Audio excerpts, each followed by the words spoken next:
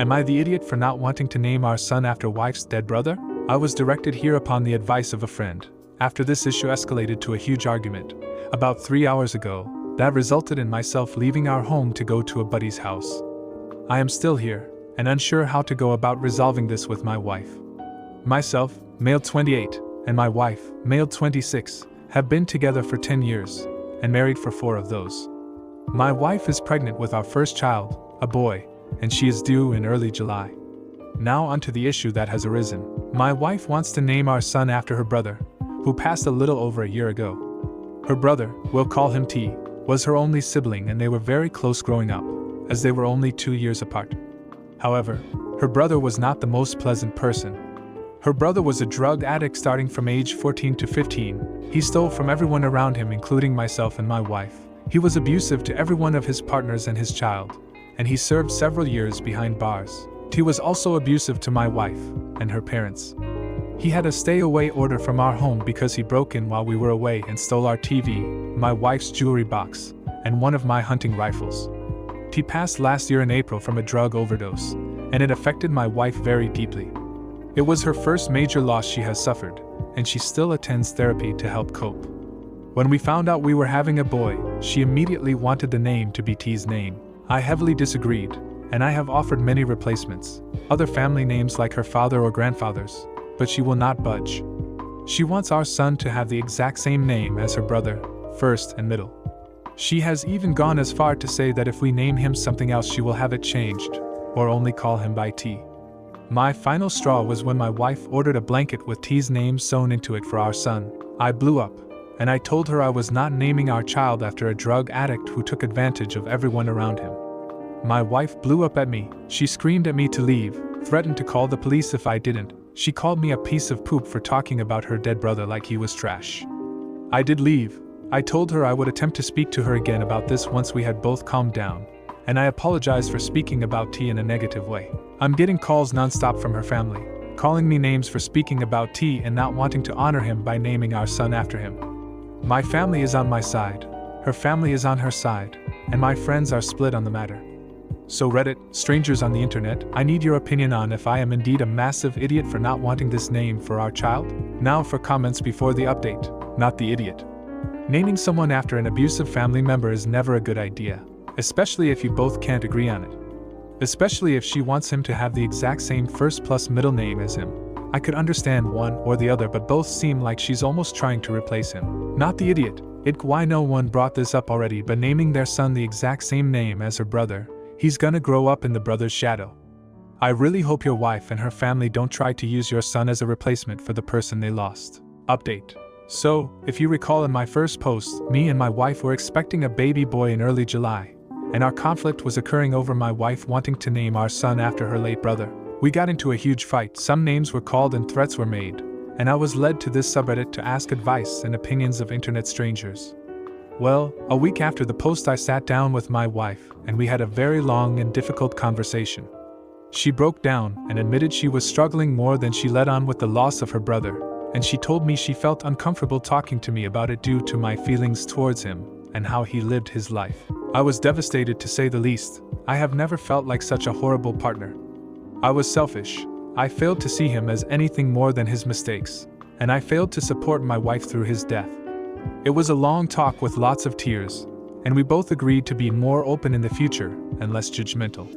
We started attending therapy together less than 2 weeks after that, and we have been going ever since once a week. It was rough at first, but it has helped tremendously in dealing with the bumps in the road of marriage. As for our son, we came to an agreement on a name after lots of long discussion, a first name we both adored and her brother's middle name, just spelled differently. A good compromise for both of us. And it was my son's own name that no one before him had carried. We were both happy. Then on July 3rd, 2022, my wife delivered a beautiful, healthy, 8 pounds baby girl. To say that we were shocked would be an understatement.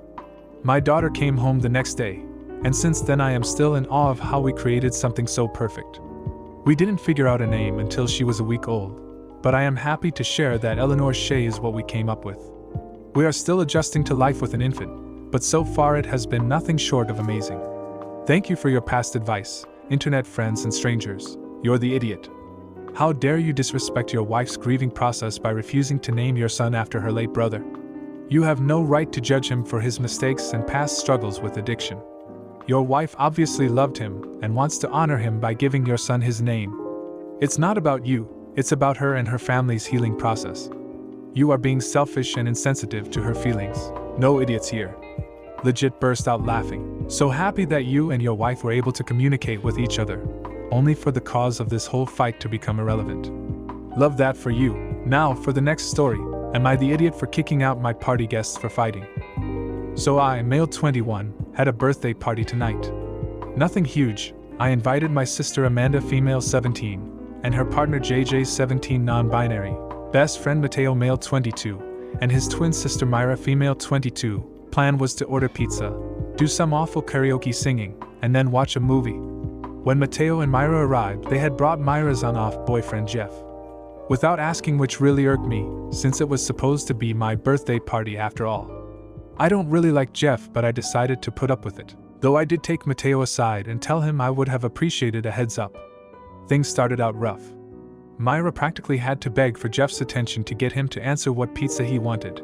He was short with her and barely looked up from his phone. Karaoke started, and so did the drinking, which only made it funner. My sis and her partner were having a blast laughing at us since they were the only ones sober. Myra bugs Jeff to do a duet. Jeff doesn't even answer or move when she starts begging. She practically screamed for him to sing with her, and he snapped no and went silent again.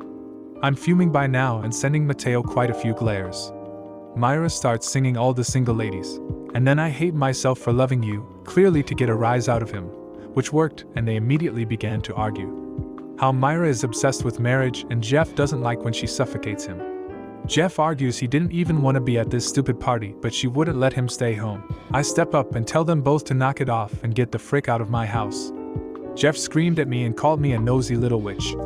Mateo tried to argue back, but I had enough and kicked him out too. I felt relieved but guilty when they left, but Amanda and JJ both said it was about time I stepped up and grew a pair, which made me laugh and feel a little better. Mateo texted me later on when we were watching the movie and told me that I should be ashamed of myself for not defending Myra when Jeff was being an ass. I tore him a new one for even letting Myra bring him. Said it was my party and Jeff wasn't invited in the first place. How he knew I didn't like this guy and thought I wouldn't mind an uninvited guest at my birthday party. He called me a birthday brat for kicking out Myra and Jeff because they were simply having relationship problems. I called him delusional and said he should lose my number till he realizes what a jackass he was. He replied, "Takes one to know one," just before I blocked his number. I plan to reach out when the dust settles, but am I the idiot for how things went down? Now for comments before the update. Not the idiot. They brought someone uninvited to your party and they started a fight. You're totally justified in kicking them out.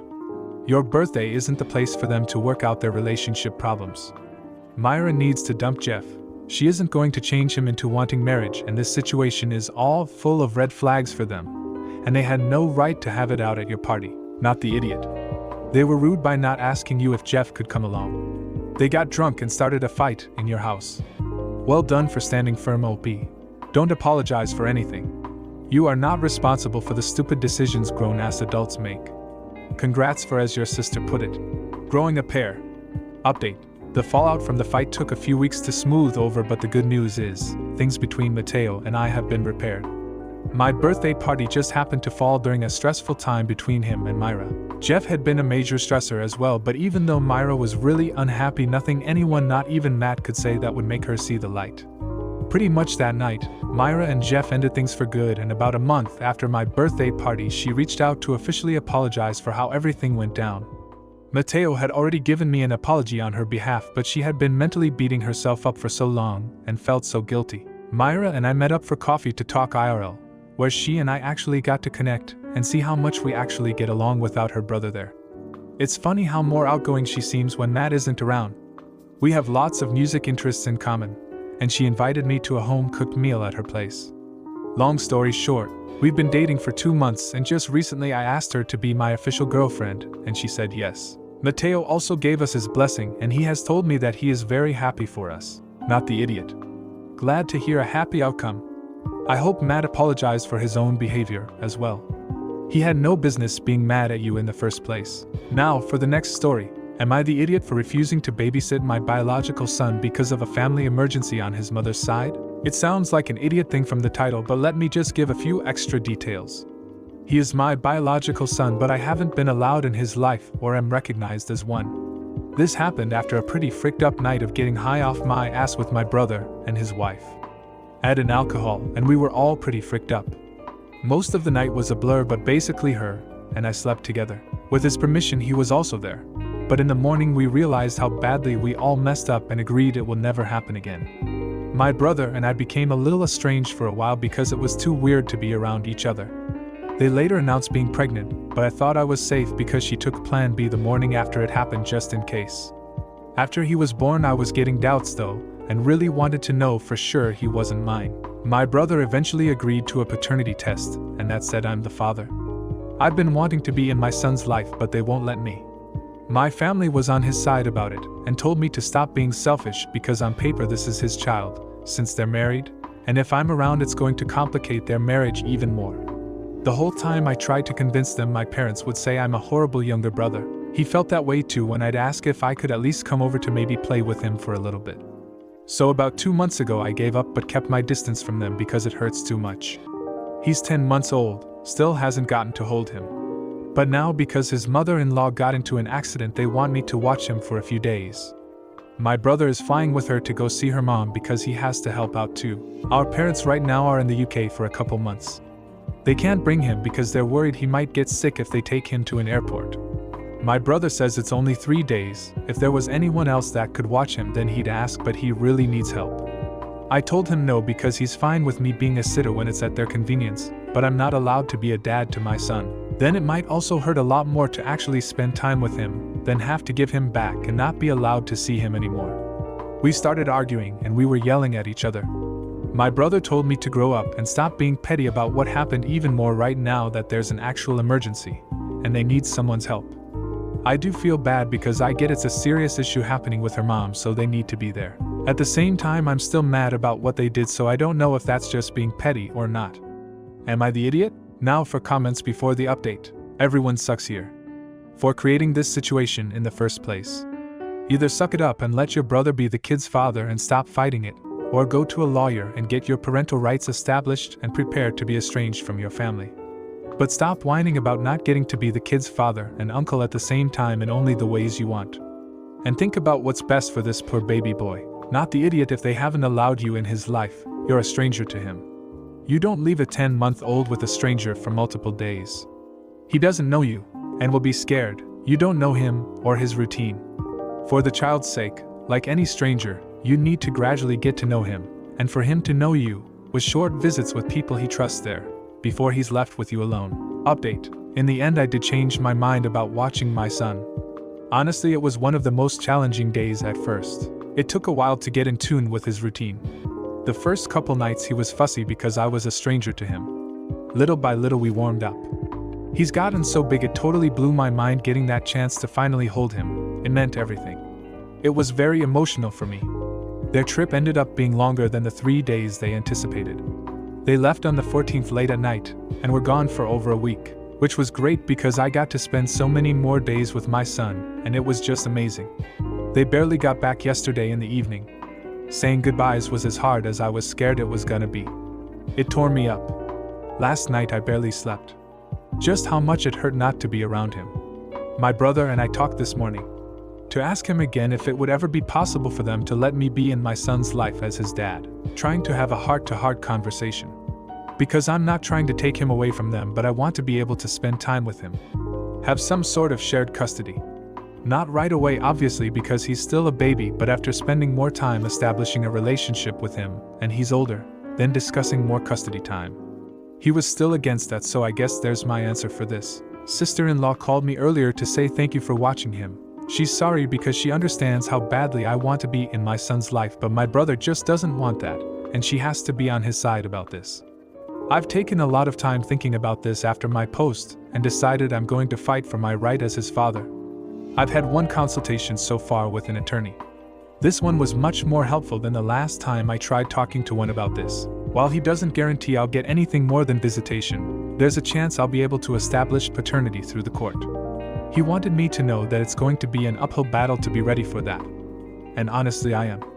It's a shitty situation. I just want to be in my son's life as his father, and not anything less. Not the idiot. It's sweet you got time with the little guy, and I hope you get what you want from the legal battle. I think your brother and your family are very selfish.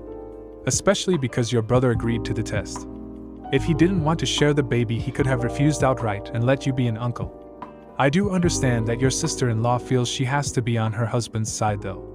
I think it's cruel of your brother. Also, it's easier to have the kid grow up with this knowledge than him finding it out later on. That's just asking for drama, not the idiot. It doesn't matter he's the father on paper. Request a paternity test through the state you're in for establishing your rights.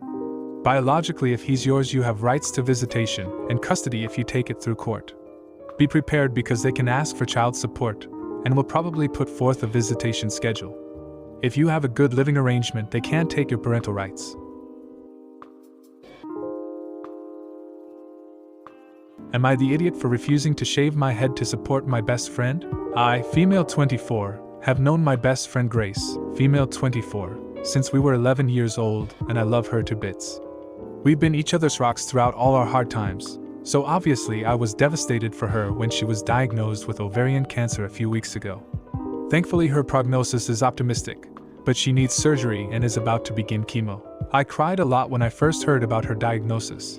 But Grace is one of those people who uses humor to cope in hard times, and she's been powering through it with her head held high. She's honestly my hero.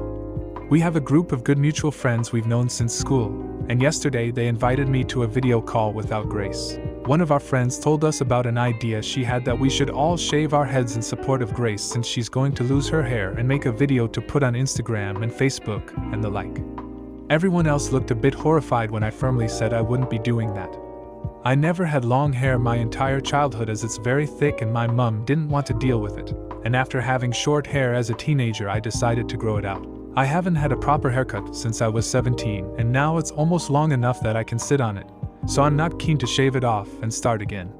As someone who has lost close relatives to cancer, I also feel really uncomfortable with people who shave their heads in support, as to me it just seems like performative activism to get attention on social media. My friends all went off at me about how I'm selfish and have no empathy for Grace and what she's going through, but I don't think that you should have to put yourself through someone else's struggle in order to support them. I left the call and woke up this morning to a tidal wave of messages from other friends and family asking me why I was so nasty to my friends when they just wanted to help. I don't think it's made it through to Grace yet. The head shaving is meant to be a surprise, and if it has, she hasn't talked to me about it. At this point I'm questioning if I'm really being selfish and horrible because I adore Grace with all my heart, but I really don't want to lose my hair as well. Now for comments before the update. You're the idiot. You are being so selfish and insensitive. Your friend is going through a tough time and all she needs is support from her loved ones. If shaving your head can make her feel a little better, then why not do it? You're making her battle all about you and your hair. It's not performative activism, it's about showing solidarity and support, not the idiot. You're correct. Why do they need to blast this on social media except for the look at how supportive we're being? You know what's supportive of your friend? Being there for her. Helping with appointments. Sitting there while she's getting treatment. Listening to her needs, wants, fears. What does shaving your head do? I think you should continue to be the best friend you can be, and if anyone gives you poop, tell them to frick off and stop being attention seekers. Update. It's been way too long, but the dust has settled, so I'm finally able to give an update on the situation. Thank you for the awards and all the love and support for both me and Grace. I'm happy to say that she is doing very well and is still in great spirits nearly 2 months into chemo. I haven't been able to see her in person much, which is horrible, but we spend most of our days on FaceTime and I've been giving all the support I can. After my first post, I made what I think most would agree was the smartest decision and told Grace about our friends' plans. She actually laughed it off. She didn't think they were serious and that they'd really do it. Unfortunately, I got an invitation to a Zoom call with Grace and the rest of the group not long after I made the post and immediately got an awful feeling. I really didn't want to, but I went because I wanted to be there to defend either Grace or myself depending on what went down. As soon as I arrived, I was horrified to see that 3 of our friends had already shaved their heads and another was planning to do it in front of Grace during the call. Long story short, Grace was absolutely mortified.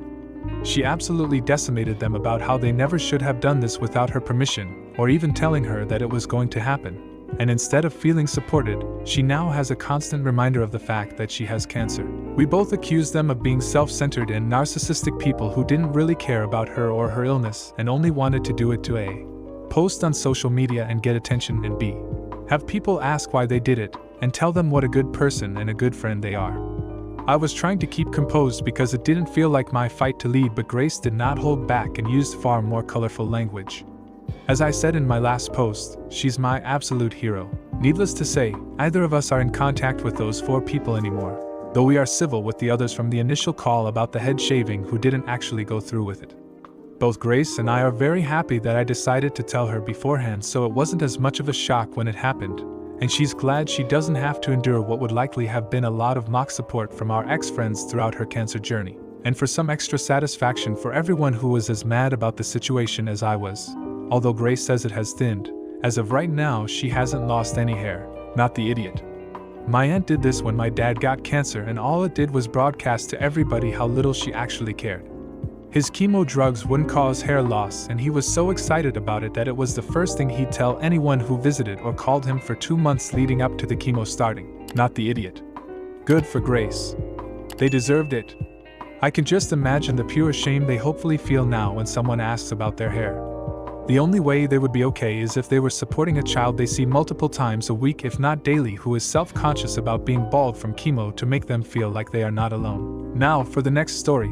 Would I be an idiot for telling my friends that they need to start helping or get out? I, 26, female, and my husband, 28, male, just bought a house this past summer. We're pretty excited, but getting to enjoy it alone was pretty short-lived, as my best friend, at 25, we can call her Nell, lost her job due to COVID and needed somewhere to live. She's been there for me and has let me in when I needed somewhere to live when we were teenagers. My husband and I immediately gave up our biggest room for her, and she's been living here rent-free for a few months while she hunts. I've been helping her, but jobs are difficult to come by right now. My 2 other friends, Snow F 26 and Luke, 26, male, are out of their home right now as their house is unsafe to live in. They now occupy our other room, also not paying rent because they need their money to make their homes safe again. I am 5 months pregnant and I work from home. My friends eat our food, dirty our dishes, etc., and don't lift a finger. They've all done dishes once since being here, and they buy food and board it in their rooms and don't share but eat ours. They are so messy for grown adults. They leave bottles, wrappers, dirty pots and pans all over the place, as well as letting food go moldy on plates, etc. My husband is at his wit's end with it because I do all of the cleaning minus what he does, but he works long hours. I'm heartbroken that my friends are treating us this way, but I'm scared to bring it up because they have nowhere else to go, and it's winter time. My husband is ready to ask for rent, plus backdated rent and a chore list, and compares them to having children, saying it's good practice when our daughter comes soon. Would I be the idiot for telling them they have to contribute or leave? TL. Dr. 3 of my friends currently live for free with my husband and I, while I'm 5 months pregnant, destroy our house daily, eat our food and never clean, leaving it all to me and my husband when he isn't working 12-hour shifts. Would I be the idiot for telling them to contribute or leave? Edit. I just want to add, it wouldn't be a pay up now or leave today. I'm hoping to have a nice conversation with them and listen to everyone and how they feel. Then see what they decide and give them a few weeks to find a stable place to stay if they don't want to change. Edit 2. Just a small update. I wanted to let everyone know that though the conversation hasn't been had, I broke down crying to Nell last night and just laid it all out, and she looked absolutely mortified.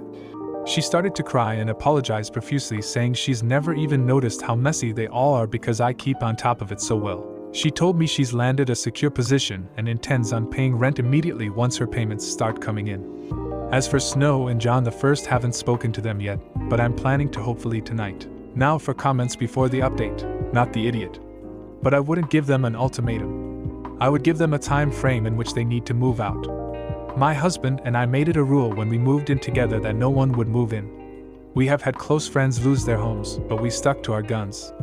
It's always a recipe for disaster. Not the idiot. You aren't their parents, they aren't teenagers, and this is your home. Round them up, sit them down, and tell them in plain and simple language that these are the issues and these are the conditions under which they can continue to stay. Make sure they know how disappointed and hurt you are by their behavior. Firmly let them know that if they are not willing to immediately, and on an ongoing basis comply with your conditions, they have 48 hours to vacate your home. The end. Update. Well, it's been an eventful few weeks to say the least. I sat down with my friends after I'd nearly slipped and fell on junk they had lying around. I expressed how much it hurt me the state they'd put my home in and never cleaned it up. Snow and John lost their minds at me saying I would be cruel and selfish sending them out, and that I know they can't afford to pay me while they're working on their house. I told them I never even wanted payment. I just wanted help, but they continued to belittle me, so I told them they have until the end of February to find other living arrangements. As for Nell, she and I had a talk when I broke down a few days before this fight, and she apologized profusely, told me she landed a great gig, and she started cleaning my house every day and has even cooked me meals as well. It's not the outcome I wanted, as I didn't want to lose any friends, but thanks to all the helpful comments I decided to put my foot down. I want to thank everyone again for all the time you took to comment and help me.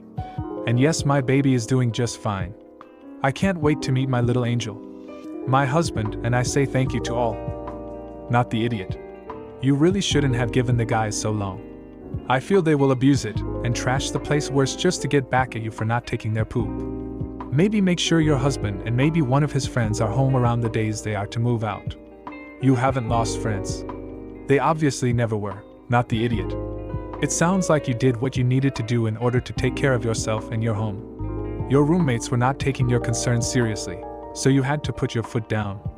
They may not be happy with the outcome, but they will eventually come around. Congratulations on your new baby. Now for the next story. Am I the idiot for refusing to see my dad even though he is really sick? I am 2 years older than my brother. When I was about to go to college, they said they didn't have the money, and it massively fricked up my plans because they have a high income, so I can't get aid and scholarships. I moved out. I started working because I want to save up before going to college. I started college the same year as my brother did. I always assumed my brother was loading up on debt by going to a really expensive private school. I saw a story he posted bragging about having his schooling paid by our parents. I texted him, and he said he was just bragging online, but I asked Mom, and she is not a good liar, and she fessed up that they were paying for it. It still makes me really freaking angry. I have better grades, I have a better application, but all of that doesn't matter. Nothing I ever do freaking matters. I have not visited home since that day. I worked so freaking hard for my grades. I just don't understand why they don't care. I did all the right things and they still care more about my brother. My dad is sick. He has cancer. It is pretty bad. My mom is begging me to come back and see him. He is upset too. My brother called me and yelled at me for being a horrible daughter who is a greedy bee. I am worried sick for him, but I can't put myself through visiting him. I am just barely holding on emotionally, but I know they need my support, but I am being a huge idiot by not doing it. Now for comments before the update. You're the idiot. You didn't get to go to a nice college, did you get everything else? Is one thing really worth your father dying without seeing you? Please go and be a good person, let this poop go. It's only money. What you're doing is very, very cruel, and I don't think it compares to not getting your college paid for. I'm gonna get downvoted to frick by all the entitled fucks who think you should stay bitter and twisted till you die over someone else's money. Not the idiot. They could, even now, split whatever money they are putting towards your brother's college equally between the two of you. They choose not to do that. They are completely unrepentant. This isn't a past beef you are holding on to. This is something they are continuing to do. I wouldn't want anything to do with them either. Update. I really needed all those comments. It helped me think through my feelings. I knew I wanted to go see him. He is my dad and I love him. I would never forgive myself if I didn't. I visited 2 days ago. I didn't bring up the tuition because I didn't want to start a fight. I talked to Dad. I really missed the conversation we used to have. He was very happy to see me and he told me he would set things right with his will. That made me cry. I don't want him to die. We had lunch together and Mom was insisting that I stay with them to help with Dad. I saw people comment about it, and I really didn't think my parents would bring that up, but they did, and it hurt a lot. I refused and Mom got a bit angry with me. I ended up leaving soon after. I have really tried to please them. I followed every single rule they had. I didn't put a toe out of line, and they always loved my brother more even though he was a rule breaker, and I hoped that by being the perfect daughter I would, be loved a bit more. I guess that isn't how it works. Am I the idiot for favoring my stepson? I have 2 kids, Stefan, male 17, and Angie, female 19, And my husband has a son, Dean, 17M. Stefan and Dean are very close and have been the best of friends since before my husband and I got married.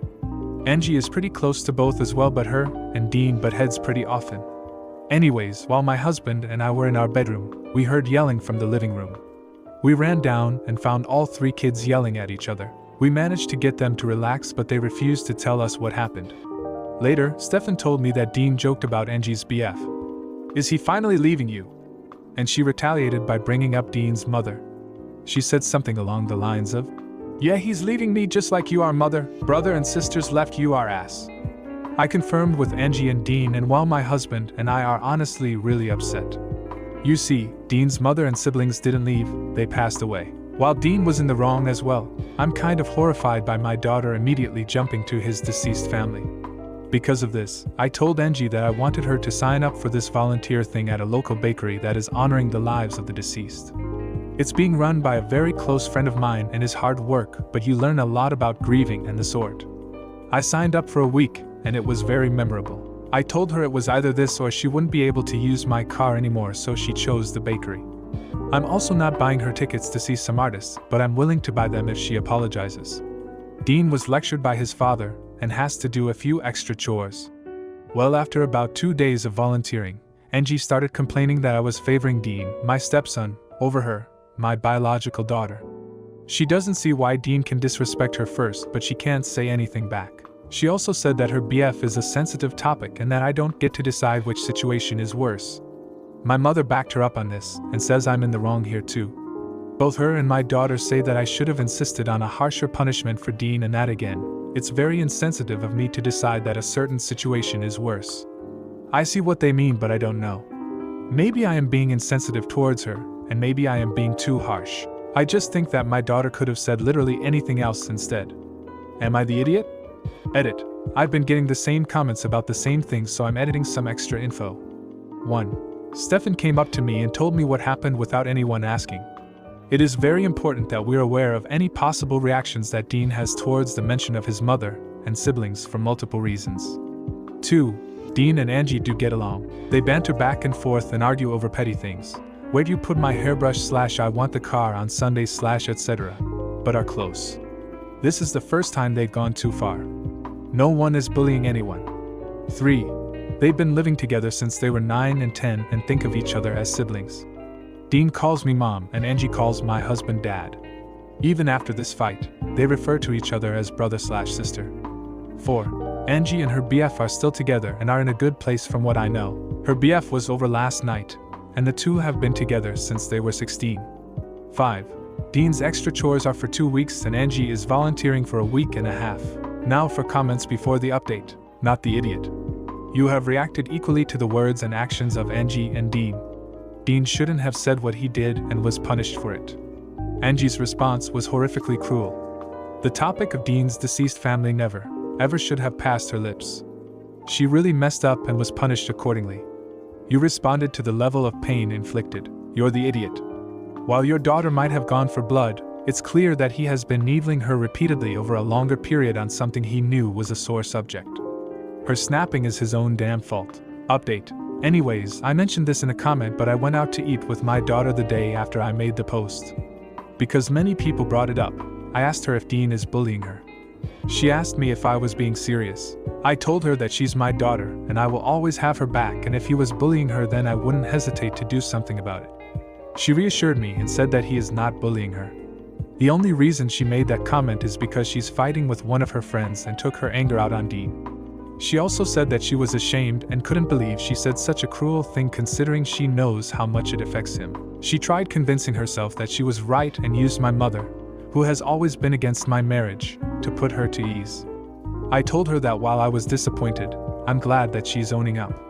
She then told me that she apologized to Dean and is taking him and Stefan to see a game. They're also going to get dinner. Dean apologized to her as well. I talked to Dean a few hours after the three got home from their outing. I'm not going to say much about this convo, but it was emotional and we were both in tears. Just in case, I spent some one-on-one time with Stefan as well. He's been stressed because the two people he loves the most weren't talking to each other, and he didn't want to choose between them. Overall, I think everything was settled quite nicely. Angie's last day of volunteering is tomorrow, and she seems pretty sad about it. She's become pretty close to the ladies at the bakery. On a brighter note, she finally knows what she wants to do in life and will be working with the bakery owner. She's also looking up apprenticeships and the sort. Hopefully she sticks to it. Thanks for all the comments. Awesome update. I hope your daughter has found her passion. Maybe someday we'll see her in a baking competition on Netflix. Now for the next story. Am I the idiot for eating too many cucumbers? This is perhaps the most bizarre Am I the Idiot post I have ever written, but I'm honestly so confused. I feel like I can't possibly be a TA. But then sometimes people are too blind to see their own flaws, so maybe I really am. For as long as I can remember, I've had this quirk. I guess you could call that I never snack on anything other than cucumber. I shouldn't say never technically, since socially I'll get ice cream or eat a few chips at a party. I'm not a picky eater by any means, but my snack of choice has always been cucumbers. I eat pretty healthily anyways, so a lot of fruits and veggies are a part of my diet. Since veggies are lower in calories, I have to eat a lot of them to eat enough. So I'll usually have some sliced cucumber in my purse that I munch on throughout the day, and I'll always have a cucumber in my car that I just eat whole when I'm driving. I go through several cucumbers daily. Although it's not healthy, I've had days where I've felt really depressed and overwhelmed and have binge-eaten nothing but cucumber.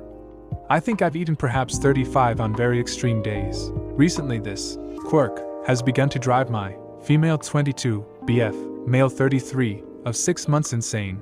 His words, not mine. He says it's highly inappropriate to carry them everywhere with me. We spent last weekend at his parents' lake house and I provided my own cucumber to snack on. One night before bed I was in my room knowing a cucumber was like a savage when his mother walked in. Under normal circumstances I never would eat that around others, I'd slice it up. She was puzzled, but chuckled and said, "My, you do like cucumber." My boyfriend later told me that I humiliated him with my childish and immature eating habits. I told him that his mom caught me in a low moment. He was being ridiculous, since he eats a bag of chips every day and I don't bat an eye. He told me that chips were a normal snack and whole cucumbers were deranged. He told me I needed to stop eating cucumbers and that my behavior was becoming a deal breaker for him. I feel really bothered, but I think cucumbers are a weird hill to die and I don't want to lose my relationship. So am I the idiot? Edit. I'd just like to add that my boyfriend has never expressed any issue with my cucumber habits before now. The incident in question was because around 8 p.m. I was getting really hungry and I don't know his family super well, so I didn't want to go rummaging / ask for a snack, and I didn't want to bother them by asking for a cutting board or something to cut up my cucumber because of, mild social anxiety. So I shoved myself in the guest room and figured I'd just snack on a cucumber quickly. I don't usually go hide and eat cucumbers, haha. But then his mom walked in looking for my BF presumably and was a little surprised but seemed amused and not upset or anything. I honestly didn't think it'd turn into such a big deal for him. Now for comments before the update. No idiots here. Your boyfriend is right and this is weird, but I'm hesitant to call you an idiot because it sounds like disordered eating. If you want to compare them to your boyfriend's chips, how does the sentence, "I ate 35 bags of chips on extreme days," sound to you? Not the idiot. Cucumbers are delicious, they're healthy and they hydrate. If they also calm you down a little on a bad day, even better. Your BF is the weird one for even making this a thing. I'm sure there are plenty of guys out there who either don't care, or think it's funny or cute. Update. To those of you who expressed concern for my cucumber addiction / that I have an ED, I can assure you I am perfectly healthy. I wouldn't consider myself addicted, nor do I have an ED at all. I just really enjoy my cucumbers. I can go days without eating them.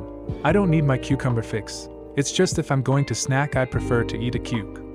I would consider the amount I snack on cucumbers proportional to the amount my BF or any normal person would snack on chips or other junk food. I just occasionally eat more since they're so low in calories. Additionally, I have had a few cucumber binges. I am well aware that those are not healthy, just like binging on junk food isn't healthy. But that's extremely uncommon for me, and for the most part one eat a well-balanced healthy diet. However, I will talk to my doctor about it to ensure that it is not worrying. As for my boyfriend, we ended up calling it quits. I was pretty hurt at first, but I think perhaps his huge reaction to cucumbers was indeed a red flag for controlling behavior. I think that he was trying to call my bluff, expecting me to give up my cukes for him, so the breakup took him a bit by surprise too. How it went down was that I told him we needed to have a chat. I told him that it was unacceptable to tell me what I was allowed to eat. I added that if listening to me chow down on cucumbers was what bothered him, as some of you in the comments noted, I would avoid eating them when he was around. Apparently, the very idea of me eating so many cucumbers was driving him nuts, not the noise. I decided to try and compromise. He's a pretty heavy drinker and will get drunk pretty often. I know that it's very bad for his health, and I have expressed that concern in the past. I told him that I'd give up cucumbers if he gave up alcohol. He declined my offer, threw out a few uncreative insults and expletives, and I am now writing this from my mom's couch with a cucumber in my hand and a cucumber in my heart. Love, I'm still unclear on why the cucumbers were such an issue, why I could never eat them again, why me suggesting he give up alcohol was such a big deal, among other things. But I guess I'll never know now. NTA.MYX and I had a huge age gap, and he would become fixated on random harmless quirks of mine and force me to change them. Don't date grumpy old men. They always want you to change to suit them, not the idiot. I just wanted to say reading your post made me smile because it made me think of my 3-year-old. She's big enough to reach onto the counters and in the fridge, so seeing her wander in with a random vegetable eating hole isn't uncommon. Just last week it was this U-shaped cucumber from her grandma's garden. She even eats peppers like a hand fruit. So if there's something wrong with what you're doing, I certainly don't want to know what's right. Now for the next story. Am I the idiot for backing out as the wedding band? My brother Max is 32, I am male 22, and have a different mom, so Max and I weren't always close. But we're close through music, which helped us bond a little more after our granddad's unfortunate death. Max used to play in a band but hasn't for the last 5 years because of his job hours. He taught me a lot about guitar and singing. Max is getting married this summer to Joan, female 29. Due to COVID, they're keeping it small. They don't want to delay the wedding again because Joan's dad is ill, so time is a factor. Needless to say, she's been very involved in the wedding details so as to assure her dad's safety. Since money needs to be saved, Max asked if I knew enough people to form a band to perform the important songs at the reception. I so happened to be starting a band with my boyfriend and friends, so I told him that SGT Pepper's Lonely Hearts will be playing his wedding. So long as it didn't affect my wedding party duties, it wouldn't be a problem. Except Joan's obsession with the nitty-gritty wedding details has driven us up the wall. She's demanded that the band wear matching suits, Max is paying for them, and has even said that we have to go by a more wedding-appropriate band name, which makes me wanna puke. SGT Lovers Sweethearts. I'd say she's gone full bridezilla. Per her request, we recorded ourselves performing the songs for the wedding. We've been practicing a lot and we're proud of our performance, but she emailed back after watching the entire thing and eviscerated every little detail. From how my notes were slightly flat at times, our instruments don't match, the drums were too loud, and just so much crap that we can't control. I admit that I lost my temper, calling her a spoiled bridezilla, so obsessed with her perfect white wedding day that she tore apart our rehearsal recorded just for her because it wasn't perfect enough. And her demands are insane. She said she wants us to email her a new video every week until we get better. I told her that she is making impossible demands of us, so we were backing out. She immediately called me up to screech at me for ruining it, and how could I do this when she's under enough stress because of her dad? I told her to be more reasonable, and until then my band won't be doing it. Then she said that I'm uninvited, hung up and blocked me. I called Max as soon as I got off the phone with her, and told him what she did. He assured me that he was not going to let her kick me out of the wedding, and he would talk to her as soon as he got home. Joan got her bridesmaids to harass me for putting her through undue stress. The wedding is in June and they act as if there isn't any time left to find another wedding band. Max is trying very hard to calm down the situation, but Joan doesn't want to talk to him right now because he defended me against his future wife, which is an unforgivable sin. I'm willing to agree to play again if she apologizes, but that doesn't seem likely. Am I the idiot? Now for comments before the update. Not the idiot. Tell her, you have overreaching concerns about my band's name, appearance, and music. I see no reason for you to let us play at your wedding. I'm sure you'll find a band that better meets all of your requirements. Not the idiot. It's understandable that she's stressed with all that's going on, but that doesn't make it okay to treat you, or others in general, like absolute sh*t. She's acting very entitled considering you and your band are performing as, most likely, an unpaid favor. Good luck with the situation. I hope it doesn't cause friction between you and your brother. Update.